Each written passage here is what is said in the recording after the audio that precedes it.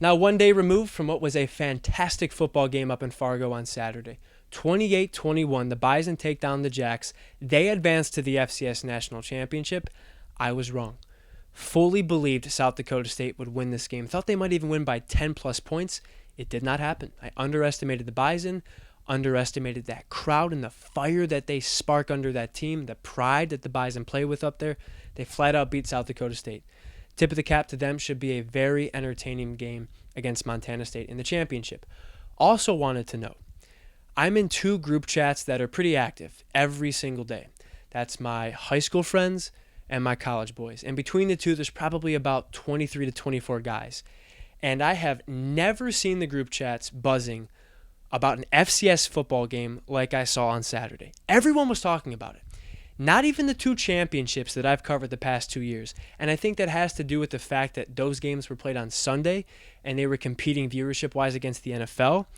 This time around, the only other game football-wise that was going on was the playoff game in the FBS between Penn State and SMU. And that game was over by the first quarter. People were tuning in to ABC, watching the Dakotas go head-to-head.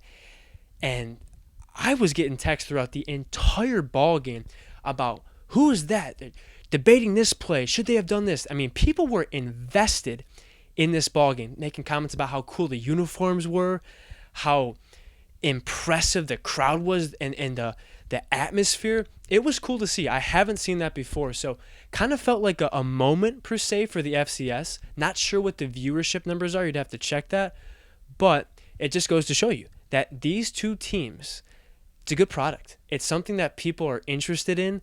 The rivalry is real. You can feel it. And I had people from back home. I'm from Ohio. That's Big Ten country. College boys, a lot of them are from Pittsburgh. That's ACC country. They're not FCS guys. They were on Saturday. So something to take note of, that people were paying attention around the country. A lot to get to in this game, but two things I wanted to start with outside of this actual matchup. And I wanted to begin with Mark Gronowski. Here's a kid who came to South Dakota State with one Division I scholarship offer, and by the time his career ended, which it did on Saturday, finished one win away from tying Boise State's Kellen Moore as the all-time winningest quarterback in Division I history with 50 wins. Finishes with 49, which ties him with NDSU's Easton Stick as the all-time winningest quarterback at the FCS level. A lot of ways to describe who Mark is. I think Matt Zimmer's column is awesome. If you haven't read it yet, you should go read it, especially the end with the examples he uses to show Mark's character. The one word that I would use to describe Mark that I feel fits him best is inspiring. I think that's an inspiring guy. And it's not the accolades. And the accolades are off the charts. You start with his freshman year. For the first time ever, the program gets over the hump into a national championship game, and he's doing it as a freshman. Gets him to this game, and in the first 2 minutes, done. A serious knee injury, misses the entire next season, comes back after a full year of rehab. He's the starting quarterback in 2022, leads the team back to the championship game, and this time they do it. For the first time ever, South Dakota State is a national champion, and he was the guy who spearheaded that team. He was the leader that the program had been missing, the missing piece, and they finally do it. And they come back the next season in 2023, and they do it again. And this time they go 15-0, and he wins the Walter Payton Award. No one had ever done that at South Dakota State. Mark's the first guy to do it. And a decision is laid before him, which is just ridiculous as far as the weight of it all. Hundreds of thousands of dollars, even potentially millions, he says no to because he wants to play for South Dakota State and wants to finish his career as a Jackrabbit. It's awesome. It's awesome. It's everything that college football isn't becoming. It's rare. It's just rare. And as much as that guy's accomplished and as cool as that is, what's inspiring about him is the way he does it. He is truly humble, which is not an act. That's who that kid is. And he plays with so much emotion. it fires you up. The fist pumping, the constant just grit. I mean, it's almost like it's not talked about because it's just like a known thing. That guy is so tough. What quarterback are you giving the ball to pound forward for a first down on 3rd and 5 or 3rd and 2 or 4th and 1? That's your quarterback. And he's the guy who's the hammer. That dude takes shot after shot after shot and gets up every single time. I can't remember one time him getting knocked out of a game from a collision. We know what happened with the freak knee injury accident years ago. But as far as a physical collision, that guy is a absolute workhorse. I mean, this is your quarterback who will get drafted as a thrower. But he is so tough that you can hand him the ball at the goal line and ask him to pick up tough yards as a quarterback. And then the leadership. Talk to his teammates, and they love that guy. They love that guy. I really haven't seen anything quite like it, where a group of peers his same age are so inspired by him too.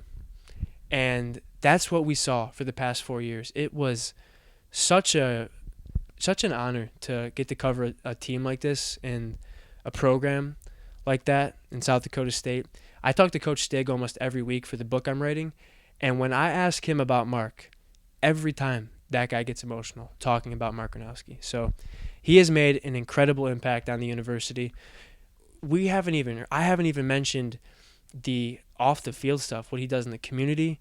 He's a leader at FCA.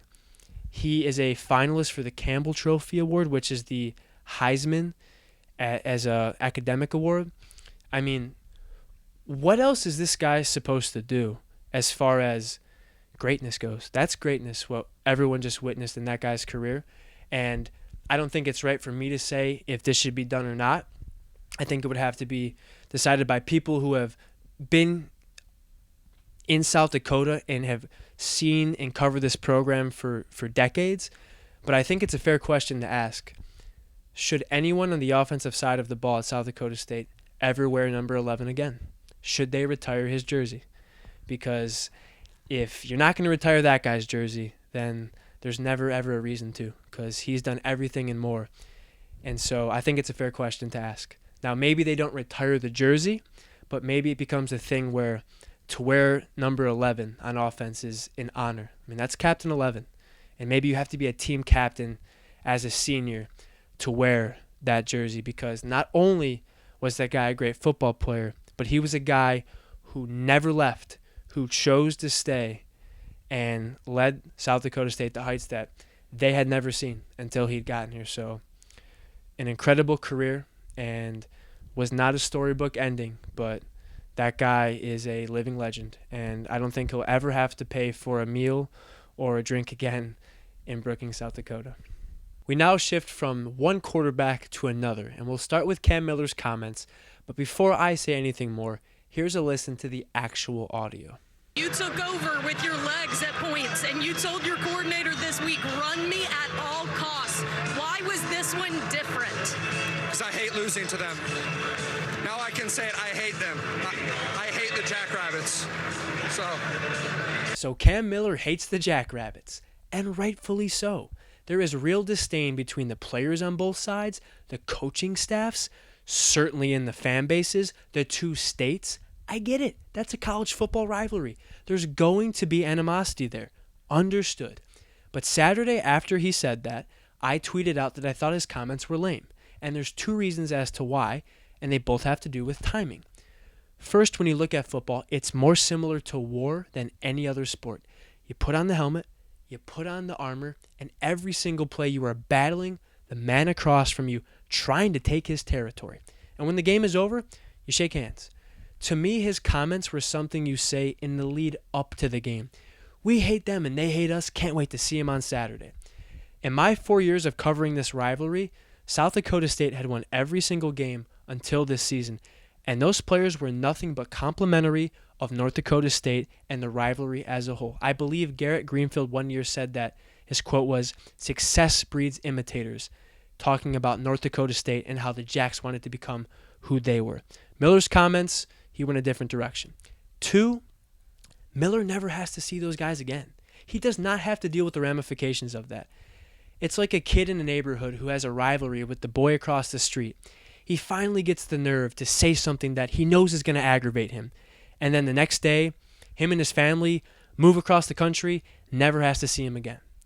Now, with that said, when I listened to Cam Miller's post-game press conference, it's worth listening to because something obviously happened as to why he made those comments, which changes my opinion on what I've said. Take a listen. You've had your battles with South Dakota State. Tell me about this one and how personal this feels for you. It was really personal, and especially at the end. I thought there was respect between both teams, and that didn't show up, and that's very disappointing. And I don't have a lot of words to say about them. I'm just so happy for the guys in this locker room, and best believe I'll be at the game next year when they play these guys, and I'll be loud. So something happened that clearly provoked him to say what he said during his ESPN interview, because I agree with him. I thought there was more respect between the two programs, and that's why I thought his comments just weren't fitting. But now hearing that changes things. So not sure what the full story is. Also, too, wanted to mention when I went back and listened to NDSU's press conference, I heard this from Logan Kopp. Everybody has a why that they play for. My why, I know Jackson's why, is to play for Jesus. And to be able to do that every Saturday is the biggest blessing I've ever. I admire that. It's not easy to talk to a stranger on the streets about Jesus. And here's a kid doing it with 30 people staring at him, cameras on him, as a college student. That's awesome. And you'll hear athletes sometimes talk about God, but to actually mention the name of Jesus is courage. That takes real courage. And it sounds like he's done it from the way he said it so freely, probably every press conference. So that really stood out to me. We move now to the game itself, and I have to begin with Cam Miller, who I thought was terrific. From the opening Bison drive, he was throwing balls all day long that were pinpoint accuracy.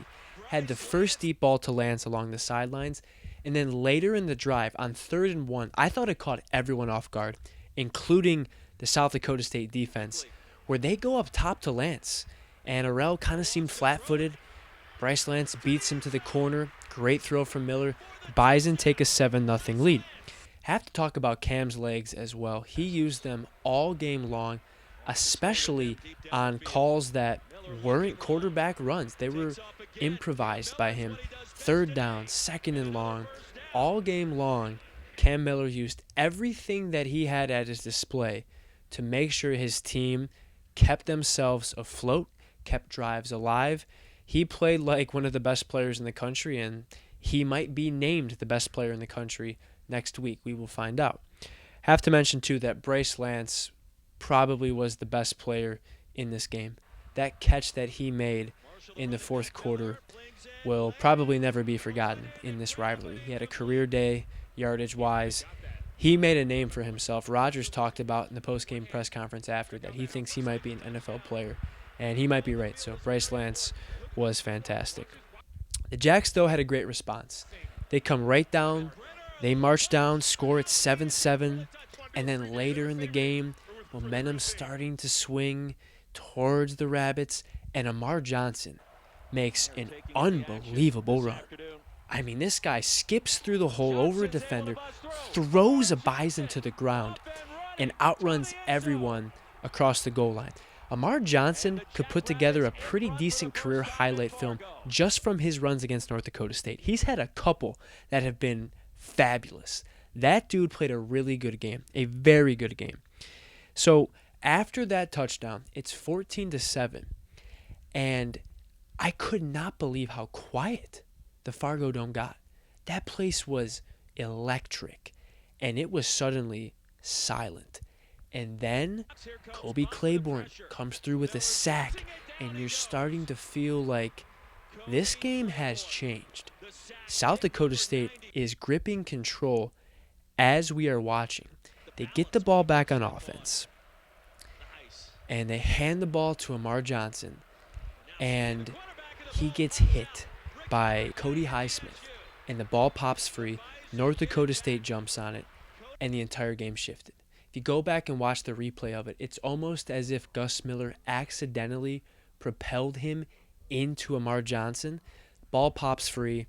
The Bison get it. They go on to score. The game, almost a 180. It felt like the Rabbits were totally in control. And they were going to drive down, maybe even a field goal to give themselves a bit of breathing room. And it all shifted on that play. The crowd was suddenly back into it. And from that moment, they were in it the entire game. They never again were quiet for more than 10 seconds when their offense had the ball.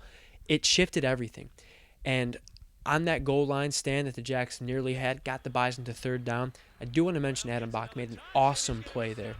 He's another senior that will be sorely missed. You talk about leadership, that guy is right there with Gronowski as far as someone who has made an imprint on the program. He too, a guy who stayed. He's been there 6 seasons. He has had a remarkable career. One of the best plays, I believe, in South Dakota State football history, his goal line stand the year before against Montana. He has been someone that you talk to any of the coaching staff, any of the players, there's no one more dedicated and focused and cares more deeply about what he's doing, the program he's playing for, than Adam Bock. So he too, hats off to him for a great career. So it's 14-14, and the Jacks have the ball. End of the half, we think that they're going to let the clock run out, and suddenly they call a timeout. And it appears with 3 seconds left that they're going to throw a Hail Mary. And they line up, and that's what they're going to do. North Dakota State calls a timeout. So they huddle back up, and when they break the huddle, they kneel the ball. And I and myself and a lot of people were very confused as to why. Like, why call a timeout to ultimately just kneel the ball? It was interesting to ask Rodgers about it in the post-game press conference. He talked about Mark not being fully healthy, that his arm had been bothering him. And it's interesting because I was at practice throughout the week, and he wasn't taking a ton of reps. And I just remember thinking, that's odd, but didn't know that it was anything super significant. But Rodgers said he didn't want to just let him rip it 50 yards down the field. And I understand. That makes sense. Why, in a sense, waste a throw when you don't need to? And if you have any concern, why bother? So that made sense. But in the moment, was questioning that. All right, next note here. So, yeah, Mark's arm, it looked good. I mean, Rodgers said he wasn't fully healthy, but from some of the lasers he was throwing, you couldn't tell. I mean, he throws some balls on a rope in this game. And I did ask Mark about his arm after the game, and he shook it off and said it was fine and wasn't a big deal. But, yeah, he threw some absolute fastballs throughout this ball game. So, yeah, I thought Mark played a good game. I really do. I thought he was very good with his legs, and he made some throws, one we'll talk about later in the game, that were fantastic. Scary moment when Caleb Francel went down. I believe he's okay. I know he has a bit of a neck injury. Believe he's okay. Hope he's okay. And then Dallas Beanham also goes down in the fourth quarter. He limped off the field, had crutches. That was a tough moment to see a senior in his last game have to go out like that. That did affect the South Dakota State defense. Injuries are a part of the game, but when you lose an All-American linebacker, a All-Conference, potentially NFL cornerback, that's going to hamper you a bit on defense. And I think North Dakota State did a good job of taking advantage of what they were up against. So the Jacks go down 21-14. Miller makes another great throw downfield, finding Lance. Jacks get the ball back. It's 3rd and 8 when Griffin Wilde makes a heck of a catch. Great concentration. That part of a 10-play, 90-yard drive. The Jacks converted 3 third downs during that drive. It ends with a 4-seam heater to Graham Goering to finish off the drive. 21-21. A heck of a ball game in the making. Dramatic down the stretch, and no more memorable play than Bryce Lance's one-handed grab in the corner of the end zone.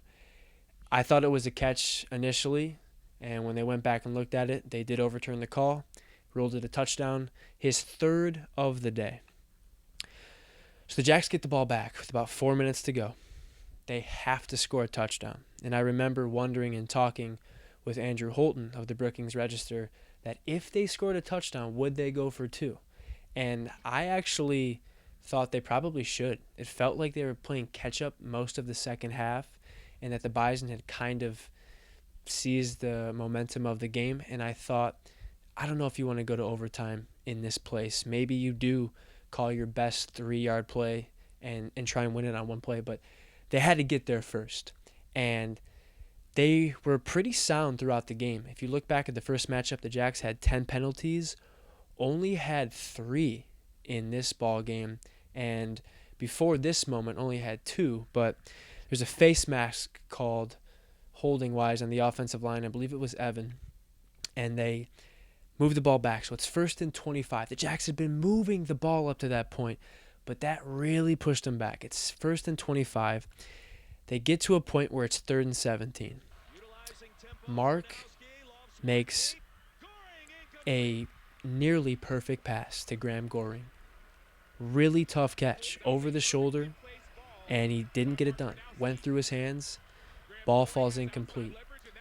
I thought that was as clutch as it gets from Gronowski, and a tough moment for Goering. Let's remember that this was his first game back in 2 months. First game back. That's a tough catch. I don't care if you played all season long. And I talked to him about it after the game, and he was down about it. He really was. It was tough to hear him talk because he was hurting. And it wasn't about himself. He felt bad for the seniors. He felt that he'd let them down. And I'm sure none of them feel that way. That kid battled to get back into this game. He scored a touchdown. Thought he played well. Just didn't come through in that moment. And I bet you he'll be better for it. So that pass falls incomplete. And it's 4th and 17. And, man, just not the way you thought it would end, with a sack. Just it seemed like a miscommunication on the offensive line, and Mark was just absolutely swallowed by several Bison defenders, and that was it. Didn't even get to throw off, and he's dragged to the ground, and the place went wild. And that was the last play of the offensive season of Mark Gronowski's career, Gus Miller's career, Amar Johnson, and Kevin Brenner, a lot of seniors, Ethan Vibert. It was a tough ending. It was really memorable to see, such joy on one side and such agony on the other. That's sports. Like there's no better theater than sport, and it was not the ending that we all anticipated it would be. I did think the play calling was interesting in the second half. There were times where I didn't think they would run the ball, and they continued to go to the run. And I wonder if part of that had to do with Mark's arm. Not 100% sure. But I did think they could have kept the ball in his hands a little more.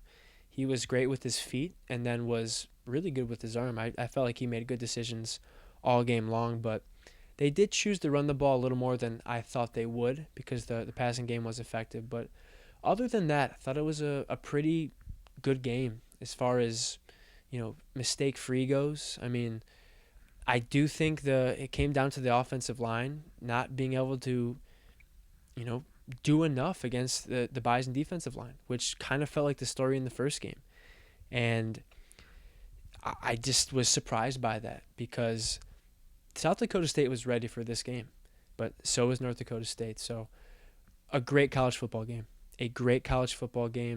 Thought it was an awesome season for South Dakota State. Obviously, they're going to consider it a failure. Adam Bock talked about that in the post-game press conference, and that's fair. I mean, the expectation is now championship or bust, and they did not accomplish that. So I understand that, but really good season. 12-3. Mark finishes his career 31-0 at home. The seniors go out as, I believe, 4-time Missouri Valley Conference champions, 2 national championships, and, just a team that was really good. Not great, but really good. And it'll be so cool to see how it progresses in the years to come with Rogers at the helm, because this is a guy who loves this program, a guy who talked about at his press conference day one when he was hired, he wants to win and will win multiple national championships. So that's what he's aiming for. And he hasn't done that yet. He's only at one. He's building off what Stig had done, and he wants to take it to the next level. And so if anyone can do it, I think it's Rodgers. The guy loves what he does and loves this place, and the guys love him. So excited for what is to come, and also looking forward to watching North Dakota State play Montana State. Two really good teams, and I would imagine that probably Montana State would open as a favorite. Haven't seen it yet, but I'm sure it's not more than a point or two spread. So should be some really good football played on January 6th. Looking forward to it. And it's been a really fun season covering the Jackrabbits. Look forward to seeing how they progress and seeing how the new era of Jackrabbit football plays out next season when we have a new starting quarterback and several new players across the team as well.